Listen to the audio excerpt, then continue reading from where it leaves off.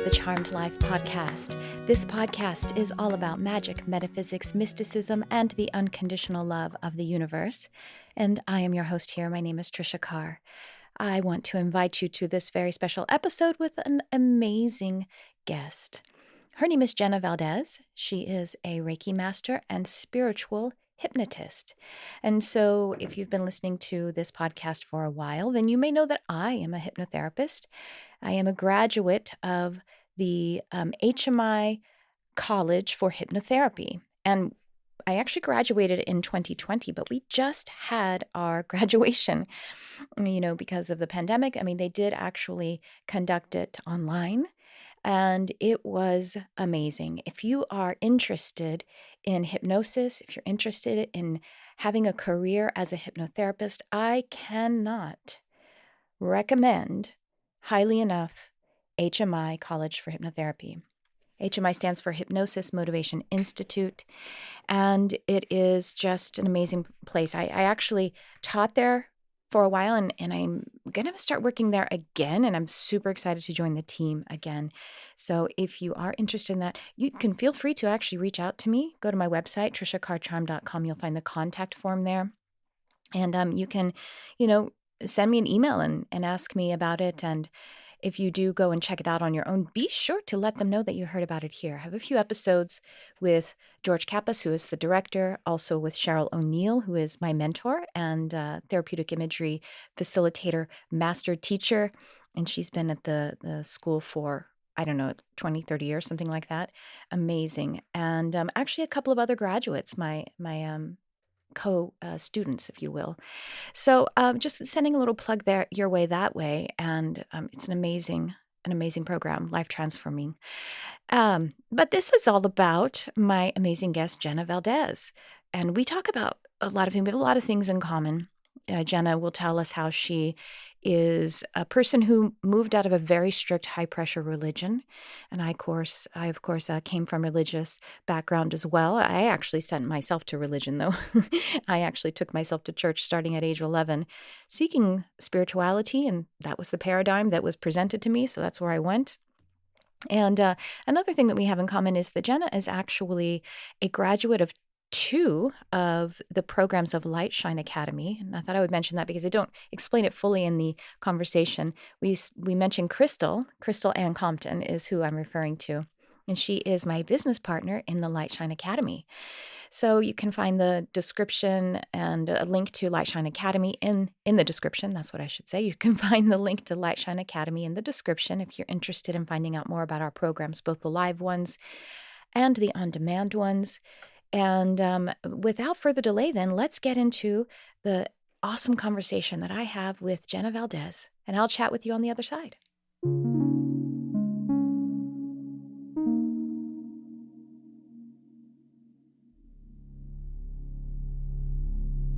Jenna, I'm so excited to connect with you. Your work is so interesting, and we have a lot in common, both being hypnotists. So I'm super excited to hear all about your work. Really, really beautiful energy that comes through everything that I have seen of you. And you've been in some courses, which I didn't realize, and I'm excited to be refreshed of that. Part of it is because we have a lot of people in our courses, but also because when I'm teaching and coaching, we're in hypnosis, right? And you have amnesia when you're in hypnosis.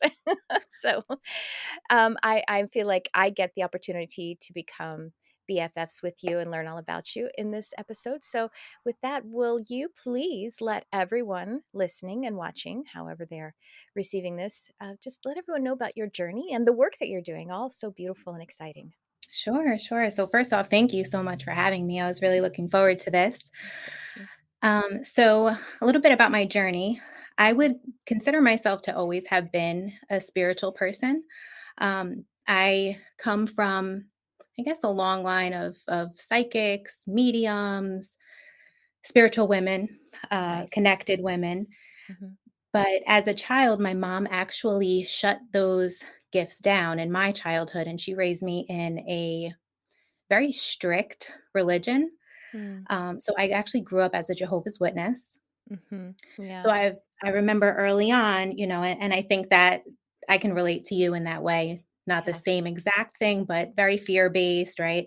Yeah. A lot of the things that we're doing right now it was not, not something that was encouraged by any means. Um, just to state it lightly. to state it lightly, yeah. Yeah, I turned to the dark side in their, point of view. But Mm, mm, anywho, so early on, I really shut down any gifts that I had. Um, I remember as early as maybe 4 or 5 years old, like praying, please don't let me see anything, don't let me hear mm, anything. And so, even though I looking back, I definitely had a lot of signs coming to me. I was definitely very connected to spirit, to my guides. And I could see really how the path was kind of illuminated from very early on. mhm. But fast forward, I ended up leaving that religion about 6, 7 years ago. Okay. And it so in that religion that I was brought up in, they referred to it as the truth. Mm, And that's what they would call it. So if you and I were both members of that organization, we would say, "Hey, how did you get the truth? Were you raised in the truth? oh Were you gosh. born in the truth?" And so I had this ingrained in my head, right? So when I left, I went on this mission, I was going to find the truth. Mm, Even if there was nothing beyond this 3D reality, I was going to find that out. mhm. And so the beauty of it all is that it started as a journey seeking truth, and it ended up a journey of self healing. Yeah. And That's the truth, yeah, is that's your the own truth. healing. Yeah. Yes. And that we all have the ability to heal ourselves, to heal others, to help others. And, we're all of service to others, right? In some way Mhm, or another. So I ended up finding this little crystal shop around the corner from my job and met a Reiki practitioner. Wanted to, of course, get certified right away. I started studying Reiki, mm, level 1, level 2, master level. And, uh, and that was really how I guess it all began unfolding for me. mhm. Was it were you, scared leaving the religion? Because, there's a lot of fear about, like you said, being having that strong suggestion, hypnosis, brainwashing, whatever word you want to use for it, that is the truth. And for me, they didn't use in the religions that I was involved in. I mean, it was different denominations of religions, but it was about blaspheming the Holy Spirit, backsliding, leaving and the light, but they didn't even call it that. They just, called it the right way and moving to basically pain, death, and destruction. Um, and it actually I remember it was scary in a way, but at the same time, it just felt like I don't know what else to do though. You know what I mean? It was a shoe that just didn't fit anymore. There wasn't it almost like I didn't make the choice. So did you have fear leaving the religion or after you left, did you have some sort of fear memories, like fear flashbacks where you're like, "Oh, did I make the right choice?" And almost like you wanted to backslide into religion. You know what I mean? Definitely, there was a lot of fear. Yeah. And one of the first things, actually, even before I ended up, learning Reiki, I I had this just impulse. It was like an intuitive push to watch the movie The Secret. Ah. And and I don't know where this came from, that was just spirit really talking to me, "Watch The Secret."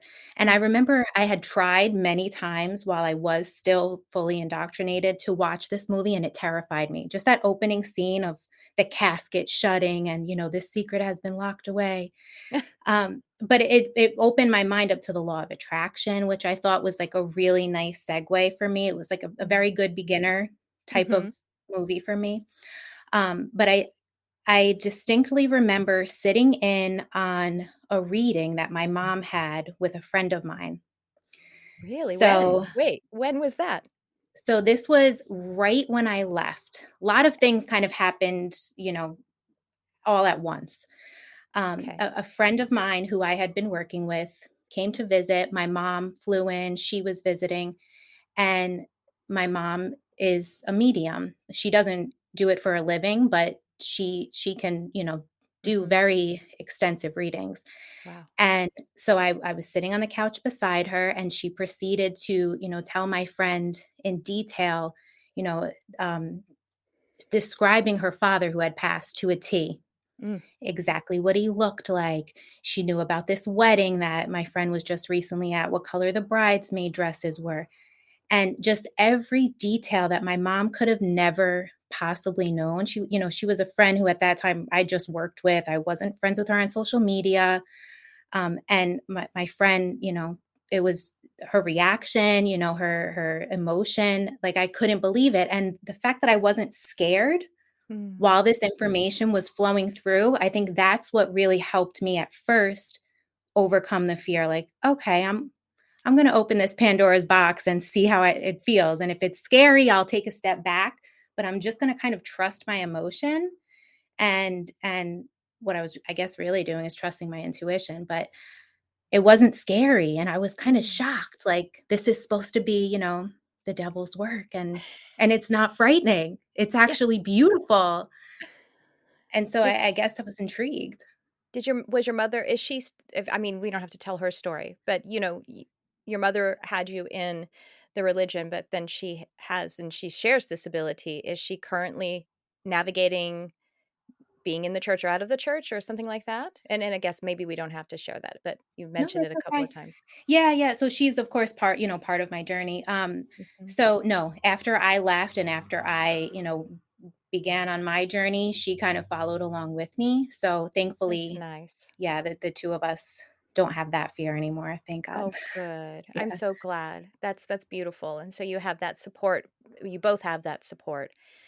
My mother also, well, my mother had a horrible fear. She was raised really, really fearfully with the kind of what in the South we call fire and brimstone, pulpit preaching about basically every Sunday was talking about how you're all sinners and this is what hell is like. And, just like really, really harsh fear tactics.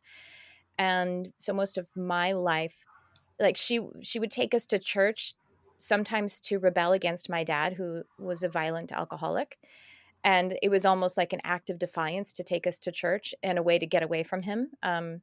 But that was about it. And then most of my teenage years and childhood, she was afraid of the idea of any kind of spirituality because she just had so much PTSD, so she couldn't even go to church because she was so afraid of what church meant and what church had done to her. Hmm. And then, yeah, her journey has been really interesting to observe. And I remember in my 20s, she went to church. She started going to church like big time. And I was like, okay, that's cool because she somehow overcame her fear. And then the person she was following, this pastor, had an epiphany, and he had an epiphany that Jesus was the false prophet. And so he said we have to denounce Christ, Jesus as the Christ, and become messianic Jews or something like that. It's something interesting. But even like that move, because I thought, wow, she renounced Jesus. That's brave. You know what I mean? Like I saw her uncovering all these layers of fear. And while I don't understand exactly, I don't relate to her journey in a specific way, I was just impressed with her. I mean, I'm impressed with you and your mom being able to leave that kind of pressure and that kind of fear mindset. And we have a lot of people who well, come to my programs, come to Crystal's programs, come to my podcast, because like attracts like. Hmm. So your story is it's ministering. It's really healing for others to hear. And so 6 or 7 years, and is there anything that you miss? Because that's the other thing too. There's some things that actually happened good while you were in church. You know what I mean? Like there's Oh fellowship yeah. maybe. Yeah. And it's interesting, right? I think that's what's so beautiful from my perspective about what you and Crystal do is that you don't dismiss everything. You can find the beauty in it and Mhm. the things that you were able to take from it. But dismiss the parts that were just fear based or man Yeah. made, and that's really what I connected with initially. Mm. So I think it's a beautiful thing that I have knowledge of the scriptures. If anyone Yeah. ever approached me, I really could have that intellectual deep conversation with them and not just be kind of like a sheep, lost Mm. in the headlights, or a deer in headlights or something. I could really be able to conversate with them because I have that, Mhm. and also be able to expand on that. But it's I've also outgrown it, and so Yeah. it's beautiful what you guys are doing, because you have come from that background, but you've really blossomed it into something so much more. Whereas I thought of God as in this box, Yeah. and now it's so much more. it's Uh-huh. it's it's not a he, it's not like, it's just it's so much bigger than that. Yeah. And yeah, I love it. And so you are a Reiki master and you're also a spiritual hypnotist. I would love to hear about the kind of work that you are doing and the kind of yeah, I'm sure that is evolving, isn't it? Yeah. It is. It's definitely evolving. I feel like even with every session that I do, spirit's showing me something different. Mhm. And it's not just, hypnotherapy that I'm doing with my clients. Sometimes I'm in a session, and they're under hypnosis, and my hands just start heating up. Where now, okay, now we're kind of turning it into a little bit of a Reiki session, Mhm. or vice versa. I just feel moved to say something, and it becomes a dialogue while someone's on my massage table.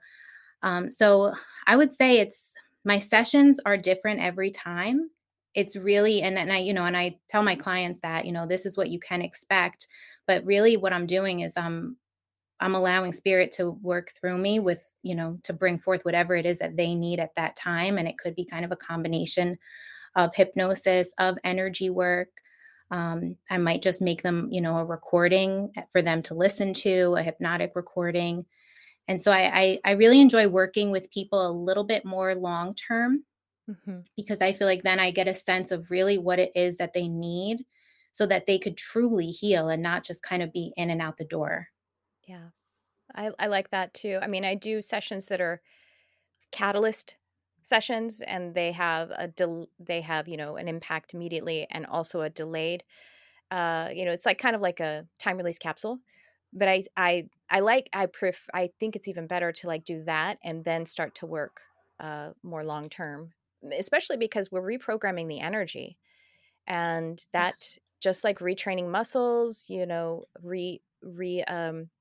wiring the brain, uh, the growth happens sustainably. That's actually graceful and more long lasting. And so, yeah, I prefer that as well. I like that a lot. So, what programs have you taken with us, with Crystal and me, with Light Shine Academy? So There's some. I took the intuitive intensive last year, Okay. Uh huh. and then I Good. also did the business course that you guys put out over Oh, the summer. super. Okay. Good. Good. Good. Yeah, the Enlightened Entrepreneur. Yes. And what? So you have one-on-one sessions. Is it like either or where like you're saying they're kind of just whatever spirit needs to do? So, and do you see people? What are they like? Do you see people in person? Do you see people remotely? What are the sessions kind of? What does your business look like? Sure. So I do both. I see a lot of people on, online, more so in person, though. I actually have a space in Vernon, New Jersey. Mm. So I'm in a metaphysical shop upstairs. Cool. And my sessions will start out, of course, they'll decide, if they want a hypnotherapy session or if they want a Reiki session. It just seems that lately it ends up being, they end up coming back for different work, because Mhm. there's more work to be done than just getting just to the subconscious, or just Yeah. working with the energy. A lot of people that I'm seeing now are really interested in deep healing. Mhm. And it's a journey, it's a healing journey, right? And now for these messages. Creation of the outside world really does start inside. You can feel better and receive more. Miraculous shifts happen when you align your inner world with your higher self and your soul blueprint. My clients report immediate and long lasting results of the inner and outer world. I channel guidance and energy transmissions from your higher self and spirit team. As you resonate with the transmission, change occurs. In sessions and coaching, mentoring, I use my abilities of empathic channeling, hypno healing, quantum resonance healing, as well as spiritual counseling, neurolinguistic programming, and so much more. Check out my calendar for my session work and my coaching and mentoring. I would love to work in your beautiful energy. Hello, my friend. It's Tricia Carr. I'm here to invite you to my coaching and mentoring portal, Modern Mystic Life. This high-value, easy access portal is like having a spiritual mentor right in your pocket. You'll receive all the inspiration right there in your text messenger, and you can also access it on your desktop. I will be delivering the tools and technology that are proven to evolve your abundant life inside and out. You will receive daily inspiration, education, and practices to help you evolve your life as a mystic and a human spiritual being. Plus, you will have access to my monthly workshops in which I teach and channel cutting-edge spiritual content, and also will give guidance, intuitive readings, and attunements right there in our group setting. I worked with Spirit to co-create and manifest the best way to support you and in the easiest fashion, and here it is. I'm very excited to co-create with you too. So, welcome, my friend, to your modern mystic life. And now back to the show. What drew you to hypnosis? And how did that connection to hypnosis specifically as a modality unfold for you? So it started with a TED talk that I saw from a woman named Marissa Peer. Mm. And I don't know if you're familiar with her. She does rapid transformational therapy, which is a form of hypnosis. And so just listening to everything that she said, it resonated really, really deep with me. And she was just talking about this belief that so many of us have, that we are not enough. Mm. And I'm like, oh man, like I definitely have that. I'm not enough. Oh. And yeah, and so I thought about it for probably over a year. Should I sign up? Should I not sign up? Should I invest in that? And in the meantime, I was just buying these hypnosis recordings. This was a little before I found you and Crystal's work. And so I ended up signing up for her course and studying online. And throughout that program, the healing that occurred within myself was so profound, not just for me, but I was seeing the effect on my young daughter, that she was beginning to change, and my partner was beginning to change, and even my mom and I's relationship, which we didn't have the best relationship, that started to change. And I'm like, oh my goodness, like this is incredible. The more I concentrate on myself, the more everyone else is getting healed. Like this is Yeah. the coolest thing ever. And I needed to bring that to people. Like if I could really heal those deep wounds, because when you first leave such a strict religion like that, where really I hate to use the word cult, but I was basically in a doomsday cult. And when you have that type of fear and that type of background, like I remember first coming out and just not knowing how I'm going to wake up the next day for my child. Mm. Like, how am I supposed to be strong for her? How am I supposed to go on? How am I supposed to even function? And then just seeing like how far I came and how far hypnosis took me from where I thought I was, okay, I'm good. And then hypnosis just boom, took me to that next level. I'm like, if I could heal from all of that, that's religious, spiritual trauma, I need to help other people. And that's when I knew, okay, I'm going to do whatever I have to do. If I have to, work the day job and then do this on the weekends, and until I can, make this my full-time mission in life, I'm going to do it. I'm going to put in the work. I'm going to put in the time. I'm going to put in the energy. Like I need to bring this to people. Everything, and it's all hypnosis. Hypnosis is everything in life. It just is. And I say that, obviously you know this. I'm saying this for, everyone. The thing is, hypnosis is not like one little small box where you're swinging a watch and, falling asleep immediately or something like that. Hypnosis is a spectrum. When we're in meditation, we're in hypnosis. When we're in church, we're in hypnosis. That's how they're able to get those fearful suggestions and convince you of, these wild myths. I mean, like really wild myths. Like if you really stand back from them, some of them, and I don't mean to make fun of anyone if you do have some sort of faith that like with me, my husband and I were watching some show and they were singing a hymn, and this hymn was like something about the blood, oh, the blood. I just kept singing the blood, the blood. And of course, that was perfectly normal to me when I was in church. And said to my husband, I was like, do you know this song? He's like, oh, yeah, of course, because he came up in religion too. I'm like, it's super creepy if you like, if you step back from it, singing joyfully about the Yep. blood, creepy. Then you're washing yourself in the blood, like I'm washed in the blood. Ew. I know. And watching TV too is Yeah, hypnosis. Like, absolutely. Yeah. mhm. And, I think it's another way, like, if we've kind of come through some really intense times, political, socially, and everything. And if you have a family member, the generational gap where you can't believe that maybe your parent or aunt or somebody is is believing certain things, like really that's what you're believing, you heard that from this news quote air quotes source, and you actually believe that, that's because they were hypnotized into that. And everything is hypnosis, and meditation and your spiritual practice, it is all done in hypnosis. Getting into the subconscious mind, the way that we connect with spirit guides, angels, whatever it is through the portal of hypnosis. Everything is hypnosis. And it's the way, that's what energy healing is done in. Everyone is hypnotized a lot of the times of day. And that's how sessions like, when we actually intelligently use hypnosis, if you just take someone who's already walking around in a hypnotic state, of usually a fear-based one, and we take them deeper intentionally and then wake them all the way up, they feel so much better because we at least broke the illusion that they were stuck in, the hypnosis they were stuck in. And Yeah. that's why even one session can be so catalyzing, because you break through that. So everything is hypnosis. And I just love that you found it too. I wanted to go on a little bit of a thing about it because sometimes people, I like people like you and me, probably we were always interested in it. You know what I mean? Like you were already buying hypnosis audios, and I kind of Yes. understood it probably like from my past lives or something like that.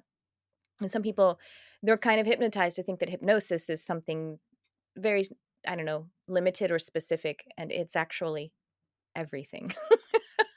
It is. You are so right.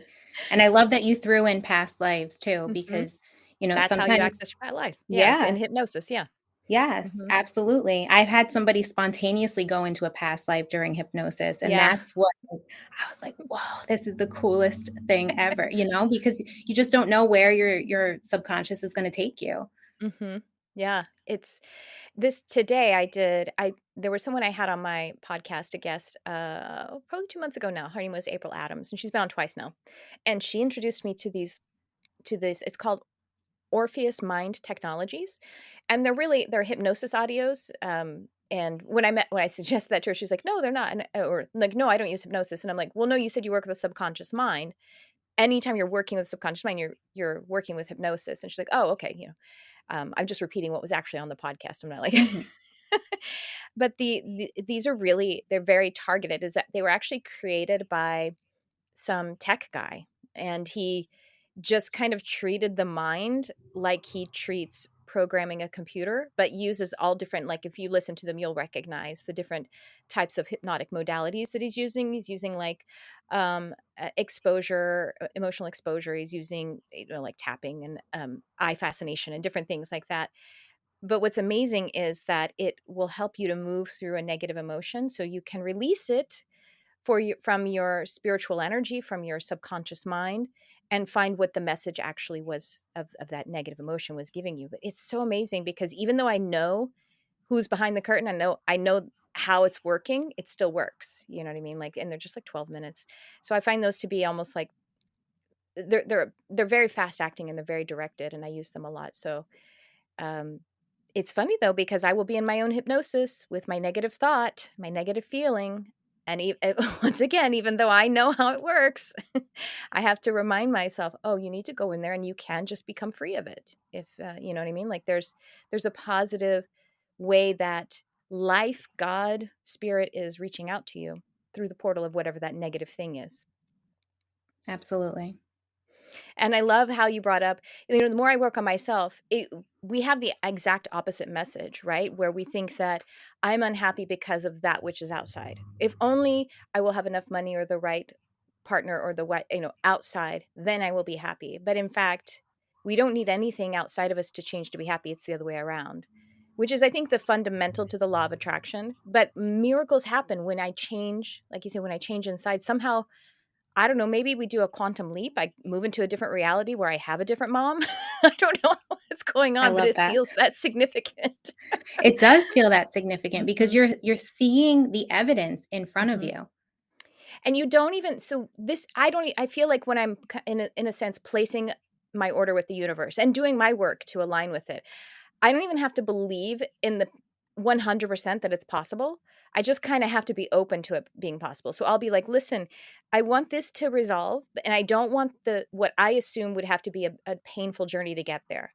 Like there's going to be arguing and there's going to be some kind of suffering. I want it to look like that. And I'm willing to improve myself to get there too. And then it will boom, boom, boom fall into place. Even if, Yeah. like I say, I don't 100% believe it. I'm like, all right, y'all try it. I'll But just you're be over here kind of trying to feel better. right, right. But you're thinking from the end result, right? So that's what Mhm. you're manifesting. Yeah. If we concentrate on one, one direction or one path to get there, we shut down so many other pathways. Yes, absolutely. We have to be in, and so we're talking basically about surrender, surrendering to the process. What kind of work do your clients come to you for? Like any specific areas that you see repeating, or is it life purpose, relationships? What kinds of How do you find hypnosis and Reiki to be able to help in all the different ways? I get a lot of self-esteem, Mhm. confidence. Mhm. I would say more so those type of issues that come through the door. Sometimes I'll get specific things like people that are looking to lose weight or looking to overcome something because they want to start a small business. But it seems to always come down to, for me, a self-esteem issue and a confidence issue. Mm. Mhm. And so I try to work with my clients to really empower them to see the patterns. Sometimes they'll come in even just for a past life regression, and it ends up being, maybe they couldn't make decisions because of all of these events that happened in past lives that made them feel such guilt for decisions that they made that were wrong, in their Mm. mind in that life. But it somehow it's relating to, their self-esteem now in this life and them not believing that they can do this or that or accomplish this or that or just be happy within themselves.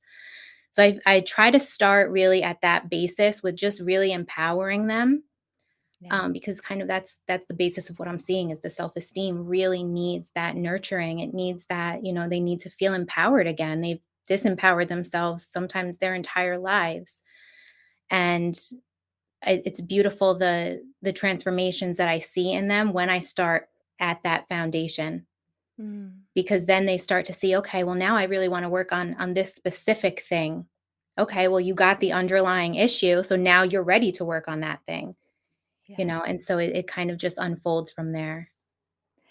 And then they are able to be their own healer too every day. If you give them the tools, you give them the empowerment and the belief in themselves. And we really do need that from, like in order for your clients to really make transformations, they kind of have to do, I mean, they leave your session, but they have to speak better to themselves. They have to be kinder to Yes. themselves so that they don't continue to destroy their own self-esteem and, Yes. and other things. They And have to passive put in the work. Absolutely. I have one client in particular that comes to mind who kept coming back and coming back for different sessions. And she wasn't, listening to her hypnosis recordings that I made for her. She wasn't doing the little techniques that I had given for her. And so I'm getting messages almost daily at one point, just that she wasn't breaking through the way that she wanted to, but she Yeah. wasn't putting in the work. And as soon as she started just putting in that little, 10, 15 minutes a day, she's sending me paintings that she made where she hasn't painted in years, Mm. and the grades that she's getting now in college. It's a young girl.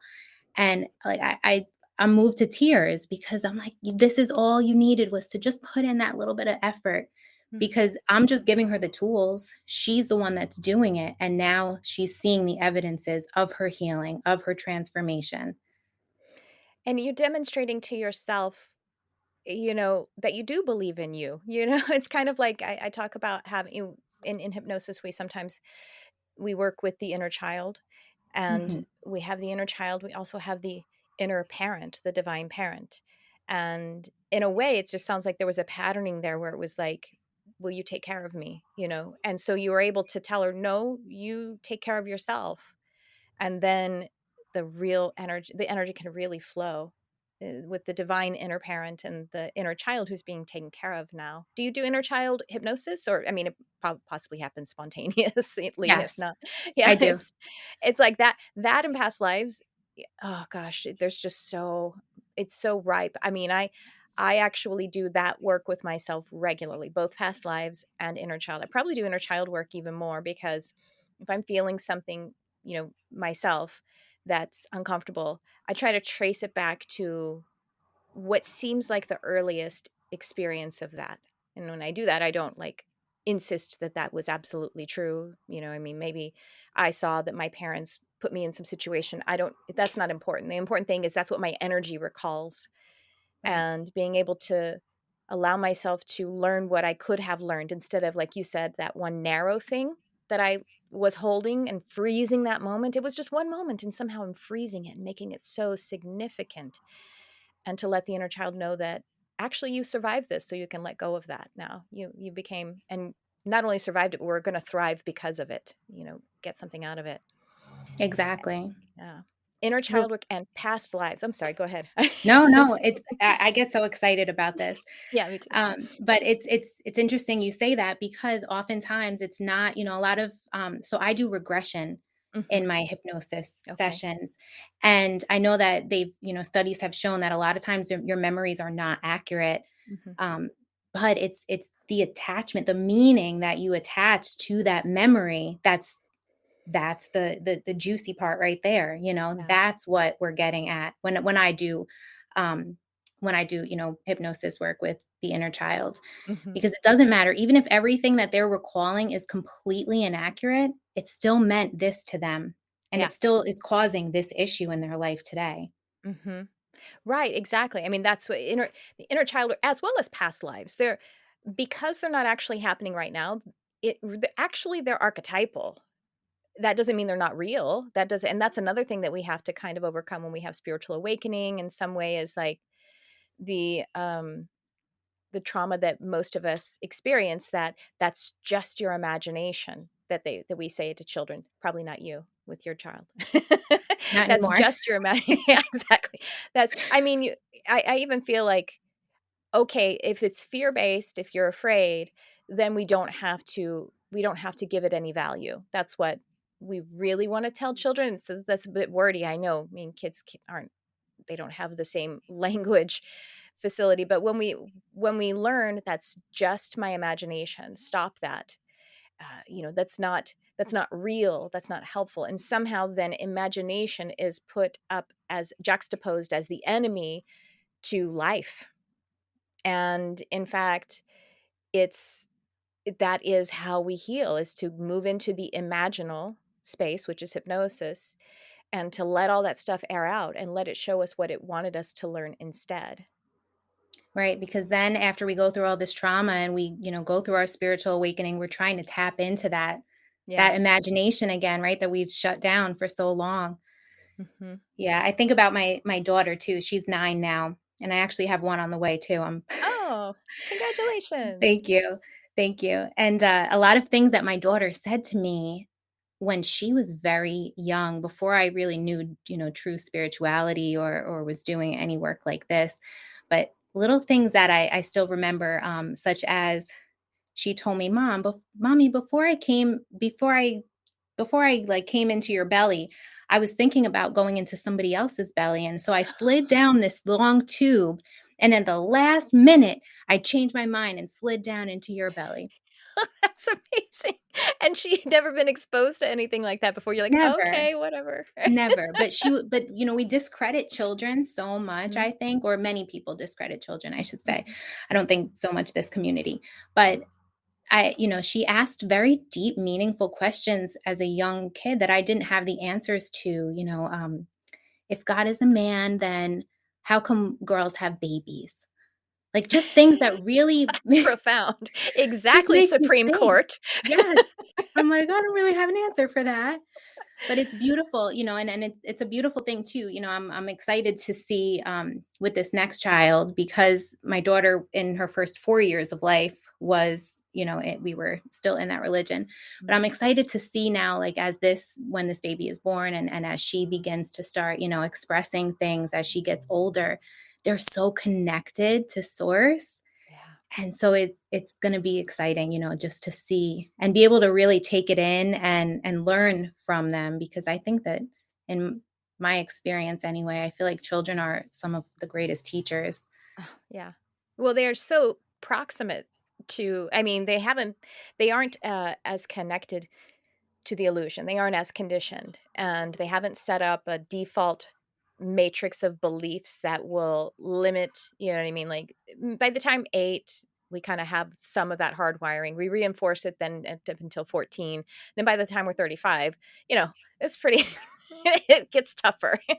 Yes. But yeah, before that, because they don't have the critical mind very much, and they don't have logic, reasoning, analysis.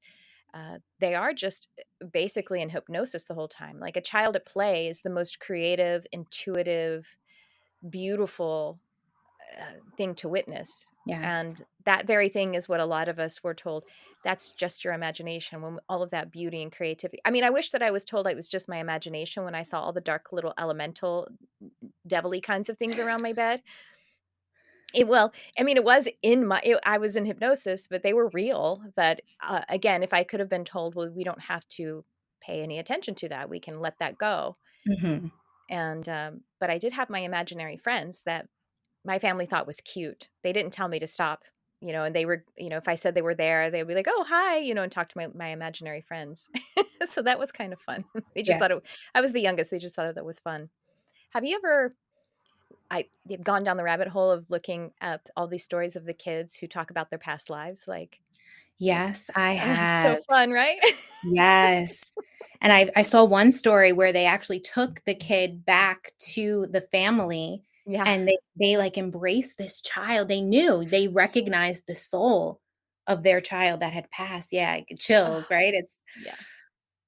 Yeah, I can't remember. I've looked it up now, and I think I've seen maybe a show on Prime or something like that. And there's like a little kid, and he's like saying, "Yeah, I was this guy." And he's like saying names, and he's like, "Yeah, and I had my pal so and so." And he was like a war veteran, and he would tell, so he's like a 5-year-old kid, and he would tearfully tell stories about his friends died in war. And like, how could a 5-year-old even know that? And Mhm. this one, they actually did, because he could recall so many of the details and the names, and the parents were paying attention. They found the family, and he went and looked through a book and said, "There I am." Wow.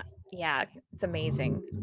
And then the kids and then they, like, by the time they recorded this documentary that I'm watching, the kid was like 13, 14, and he's like, "Yeah, I don't really remember any of that." So that's probably going to happen with your new child. You're going to raise this child to be to stay open, but at some point we kind of do make the choice to, I don't know, commit a little bit more, and so maybe we kind of let go, whether we're frightened out of it the way that you were, let go of our spiritual connection to some degree, so we can, I think it's the time of us actually committing to stay on the earth, honestly, where we have to, That like, makes sense. you know. They wanna fit in, they get to that Mhm, age. But it's interesting that they say they usually lose it around 8 years old. mhm. So, I Yeah. don't know, I think that there's something a little more to that. Yeah, and you know what else is interesting is that, the Catholic Church confirms at age 8. I mean, I've just noticed these Ooh, parallels. Yeah, exactly. that is interesting. Yeah, it's like an age of knowing. It is a time where your mind, your not your brain, but your mind is set up with a sort of complete system of logic, analysis, reasoning. The critical mind is in there, and we keep, like I say, reinforcing it and adding to it. But that's why inner child work is so powerful, because those were the first times we were creating those beliefs and those Yes. associations.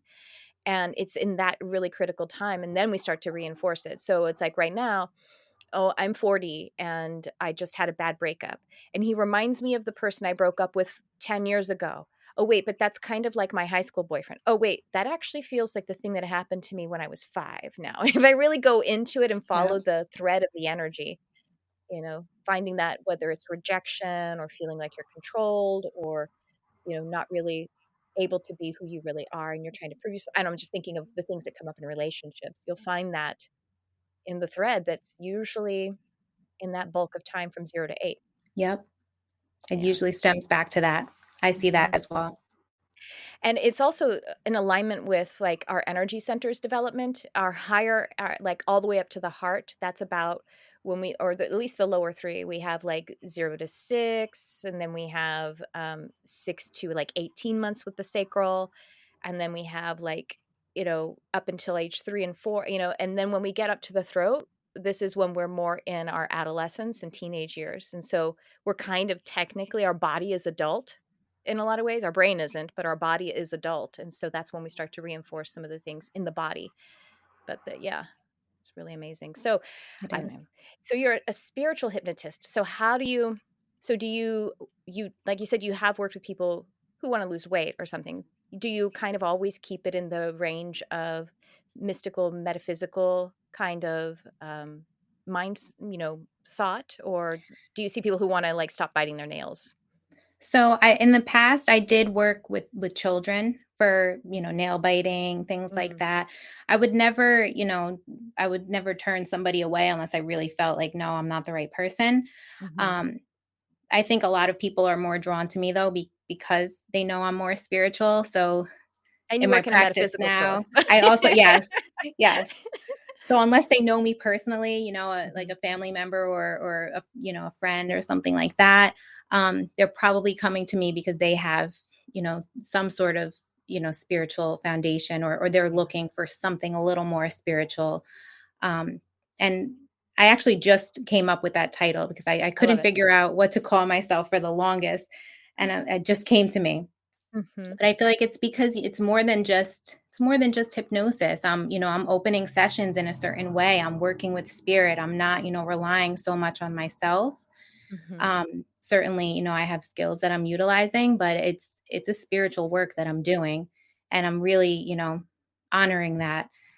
And and so yeah, working in a metaphysical shop, I'm probably not going to get someone just for nail biting. Unless they wanna look at a past life as to why they're biting their nails. Maybe. Yeah. And so past lives that, like, again, we're talking about the inner child, modality being so, um, ripe with ways to heal and to do that kind of work. And what are some of the things that you have, what are some of the stories or ways that you've helped people with past lives? And yourself, do you guide yourself into past life review so that to for your own healing? I do. So, one of the most significant past life regressions I've done on myself was to help my intuition and to see, where certain blocks were. Mm, Because consciously I thought, okay, I just shut down my gifts because of, my childhood. But when I went into, I've done a few now. The most significant one, I saw myself in the woods on the earth, late at night, and I could see this shallow cave, and I had all kinds of tools set up, and there was some crystals and just all these things laid out on the table. Excuse me. sure. Whew, sorry. That's right. And it brings up a lot of emotion for me, I guess. Mm, And and I remember my father, who is definitely my father in this lifetime, found me and turned me into the priest or the pastor. And I remember feeling really in my body like he was doing it with pure intentions, like he really wanted to help me, like he was thought that he was trying to, save me in some way. Mm. And so, they ended up burning me at the stake, right Yeah. then and there, and I could see myself, and the interesting thing was my hands were strapped down by my side, and I could feel the rope around me, and I went, through the death scene and everything, and as soon as I got through the death scene, it was just what I experience when I facilitate sessions for other people, but it was like a flood of just knowings that came to me, like downloads. Okay, like this is why that. And I remember as a child too, in this current life, I never really had any fears. Um, a lot of people will do past life regression because they think maybe they've carried over a fear or a phobia, Mhm. or something like that. But I didn't really have any fears in my childhood. But I did remember as soon as I did this regression that as a kid, my brother and I used to take our own blankets and like roll ourselves up in the blanket like a little cocoon Mhm. and I remember as soon as I would hit the middle, I would have to quick unfold, unwrap because I couldn't take the feeling of my hands being tied down to my side. Yeah. And then again, another memory where my mom used to joke she could never swaddle me because my hand would kind of like Oh, come out through the swaddle. And there's a picture of me in the hospital when I was first born of my hand, kind of creeping out of the blanket.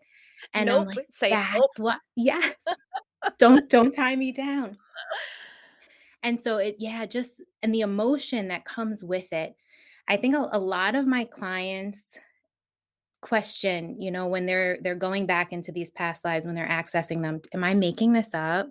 Mhm. Right? You ever hear that? Oh, Or sure. they Well, yeah, and when people are opening their spiritual abilities too, how do I know if I'm actually receiving messages or being clairvoyant, or if I'm making it up? If it's my imagination. Yeah, I know. yes. Yeah, But the emotion that comes up and the tears that just start flowing, you can't deny that. yeah.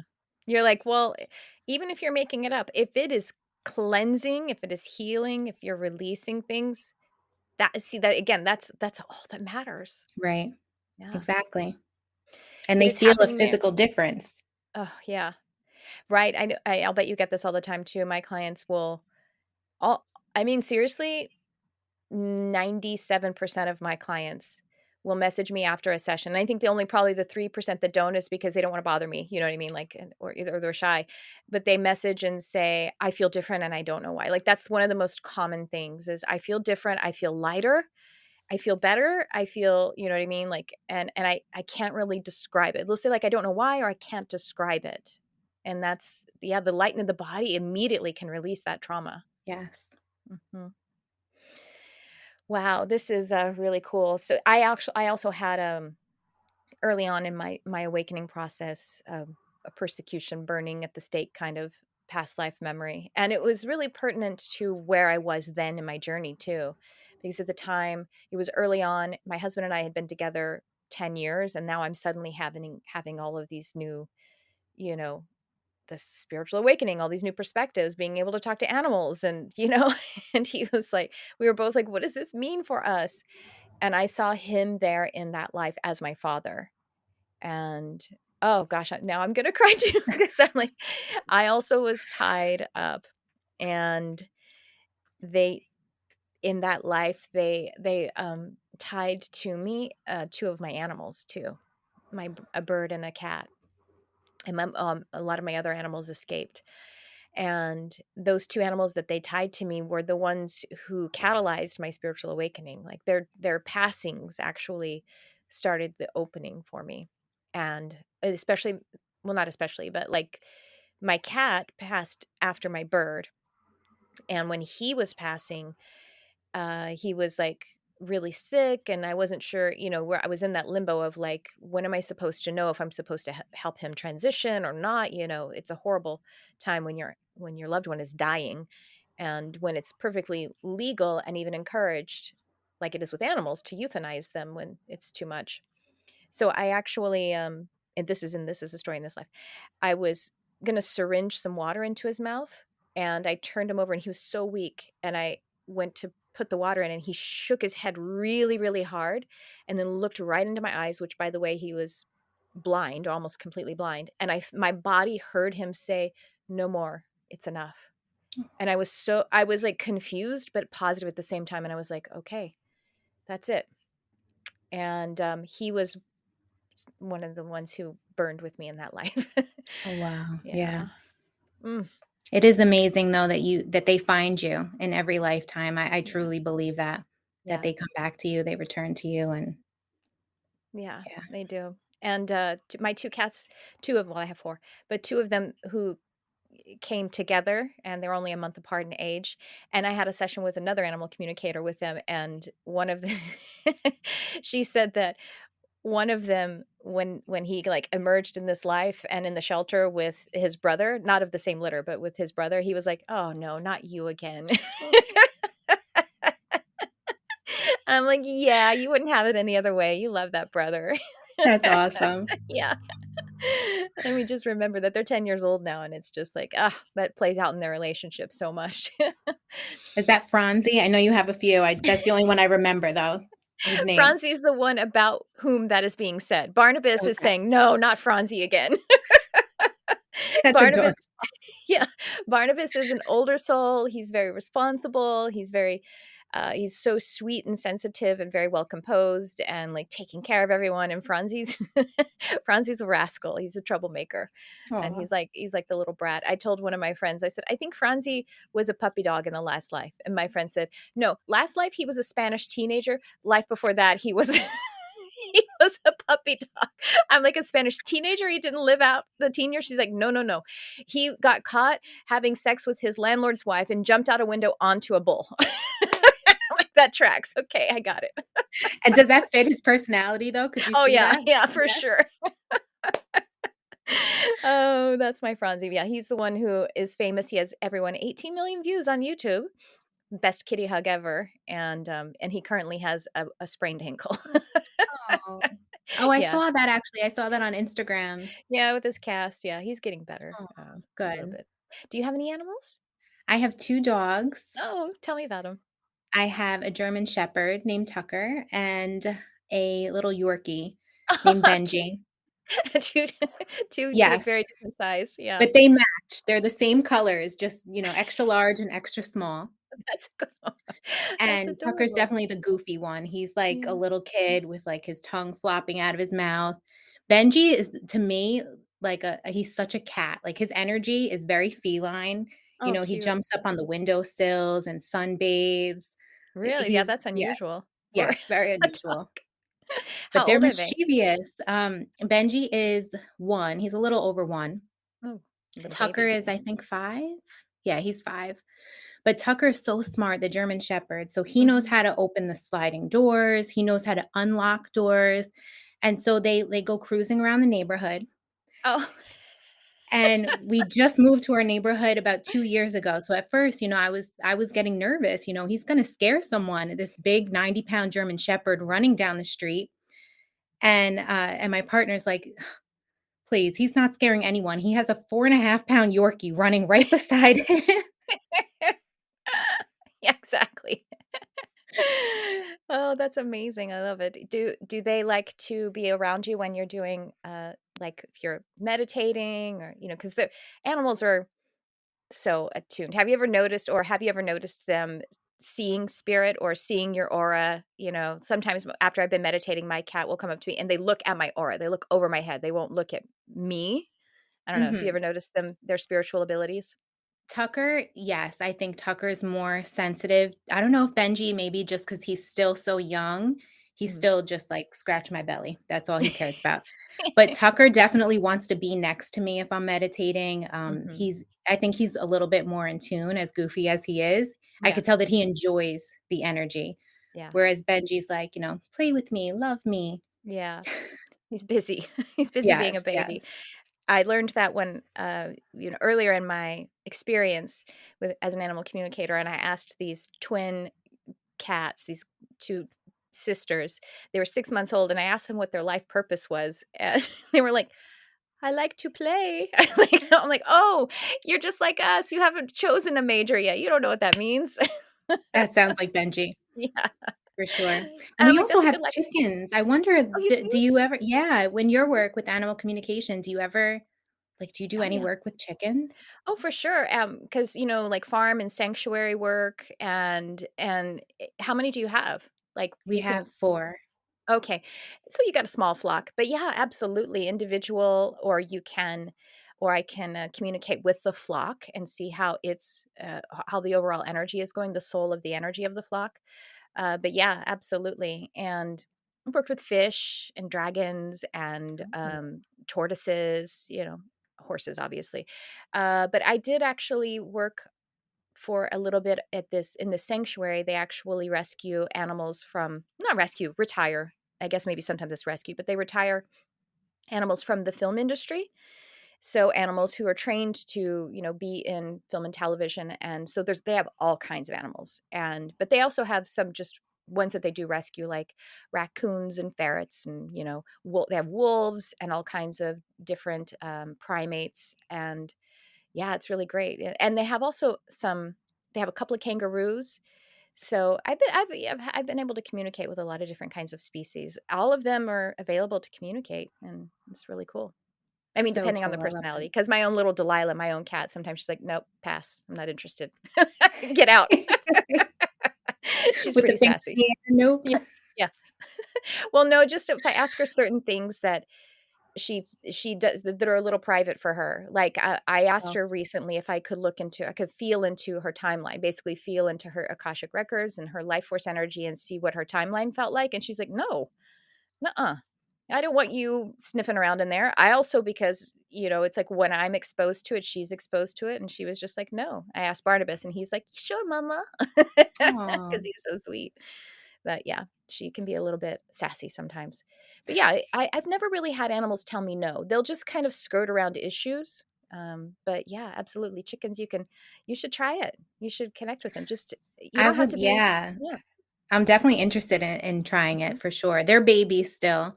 I Okay. think they're still kinda getting comfortable in their Well, you can, surroundings, but and I if they're babies, then what would probably be most um, relevant or relevant that you would mostly notice is their essences. So if you tapped in, asked their permission to move into their energy, but since they don't have a lot of like conditioning to like be in this world, or to work to be in to respond to humans, it might be a little bit Mhm. more diffuse, but you can still pick up on their essences, their personalities. Like, one has this kind of energy, one has that kind of energy.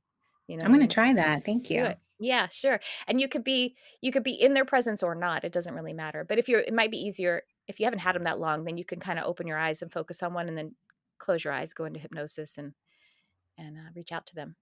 I'm gonna try that. There's one I know that's like, I don't wanna say she's special, but she's a little more, she's more friendly, she's a little calmer, she's just Mhm. seems like a little more, comfortable, like, Mhm. with her surroundings, and a little more comfortable with me, but I definitely am gonna try that with the rest, especially with her, but also with the rest of them.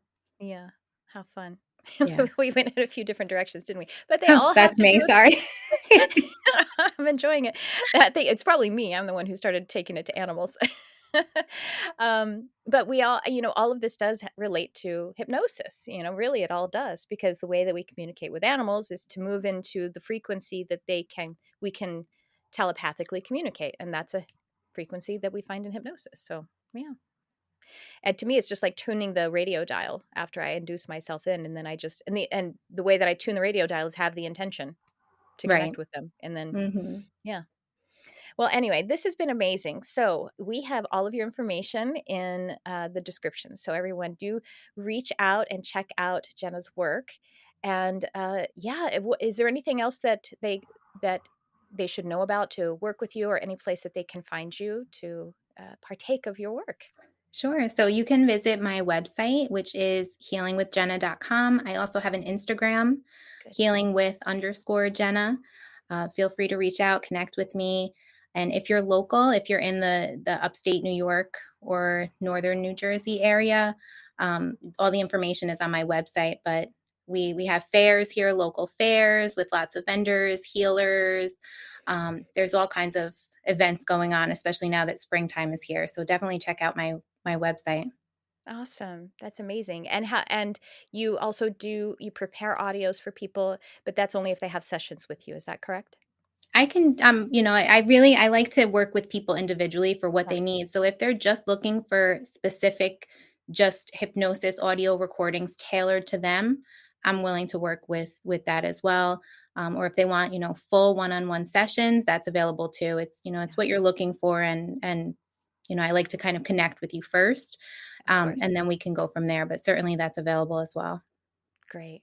Well, everyone, this is Jenna Valdez. I really love having you on, really love connecting with you. So much fun. And thank you for bringing your light to this podcast. Thank you so much, Tricia. It was amazing.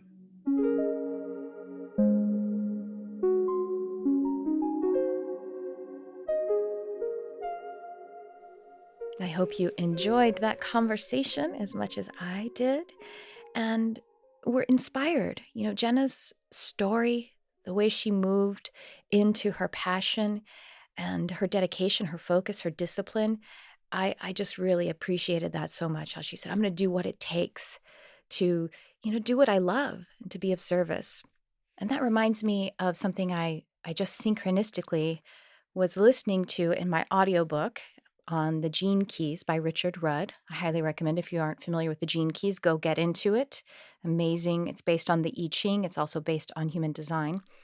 But in the chapter I was listening to, and one of my gene keys in my hologenetic profile, and it happened to mention that the secret or the key to success, as I paraphrase this, the key to success is to pursue what it is that you're able to do above and beyond anyone else. And that's, in a lot of ways, that seems a little daunting, I guess, because you're like, wait, there's one thing that I can do better than anyone else. And I think that's a yes. And it may not be so specific as, oh, I'm a Reiki master. That might be one of the things that you do to help to deliver what it is that you do above and beyond anyone else. It's a frequency. It's that life purpose frequency. But if you can just kind of feel into that and be focused, disciplined. I love this word discipline. I've probably said it before on the podcast. I use discipline as a tool. And I like to remember that discipline, the root of that word is to be a disciple. So what is it that I am a disciple of? And so that's how I actually curate a path to, of that focus, of that dedicated action that is taken from the beingness, the being commitment to it. I felt like I said, Jenna kind of really encapsulated, she really communicated that sense of, I'm going to do whatever it takes, from that sense of passion, of love, of enthusiasm. And so I'm just mentioning this, highlighting that, because I want to encourage you to feel into that for yourself. And it is a feeling deep in your being. It isn't a thinking. It isn't an analysis. It isn't a wondering what is possible by what you've already observed. That's the conscious mind. We want to be in the deep spiritual state where you can find that in the body. You can find that it's the portal of it is the body. It's even deeper than that. More of a higher mind, super conscious and a feeling nature. And just, cultivate that sense of, I do something, I'm capable of something, I have my unique signature. That is, the way that I will do it, the way that I am it, is above and beyond anyone else. Well, that's what I have for you in this episode, everyone. I hope you will seek out Jenna's work, the links for all of her, ways to find her in the description. And also other links for what I'm up to, including my Modern Mystic Life coaching portal. Oh my gosh, I cannot emphasize enough my invitation to that. Also would like to invite you to check out my Instagram. The handle is at Tricia Carr Charm. And do please subscribe or follow this podcast. And if you are so led, leave us a review. That would be amazing. And share it with someone else that you think could use some inspiration, someone who you might find to be someone who could join their light to this, everything that we are co-creating together, because this is a co-creation. And I do wish you to have a charmed day, a magical day, and thanks for tuning in. I love you, whoever you are.